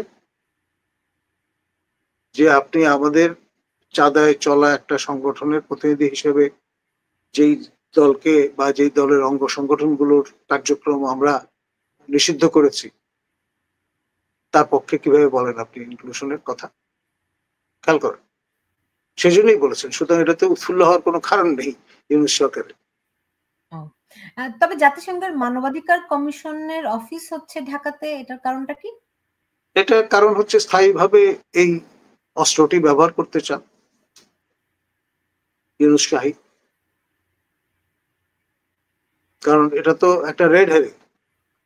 মানবাধিকার এমন একটা জিনিস, যেমন হিউম্যান রাইটস ওয়াচ মার্কিন বেসড যে আউটফিটটি আছে, তারা কিন্তু ইতিমধ্যে সরকারের প্রবল সমালোচনা শুরু করেছে এবং খুবই উদ্বেগ জানিয়েছে বর্তমান পরিস্থিতিতে। ডেফিনেটলি। তো এখন এই মানবাধিকার ধরুন কমিশনের আপনার শোতে আমি ওই যে বেয়ারা কথাগুলো বললাম, যেগুলো তারা শুনতে চান না, এই কারণে যদি কালকে আমাকে আটক করা হয়, খেয়াল করেন, ডেফিনেটলি এটা আসলে একটা আইটেমে পরিণত হবে। আমি আপনার শো তো আমেরিকান শো, আর আমি তো সারা দুনিয়া ঘোরালো, আমাকে তো আপনি ডিক টম হ্যারির মতো চিত্রিত করতে পারবেন না। আমি মাঝে মাঝে প্রশিক্ষিত ভাবি লোক। আপনি এত সাহস কোথা থেকে পান? আমি প্রশিক্ষিত লোক, আমি অ্যাডভোকেসি ফেলো ওয়াশিংটন ডিসি, আমি লেজিসলেটিভ ফেলো স্টেট ডিপার্টমেন্ট, আমি এনবিআই এর সঙ্গে কাজ করার পার্টনার, আমি কমনওয়েলথ ফেলো, ওকে, আমি অ্যামনেস্টি ইন্টারন্যাশনালের ইন্টারন্যাশনাল মেম্বার। আপনি আমার মুখ বন্ধ করবেন কি করে?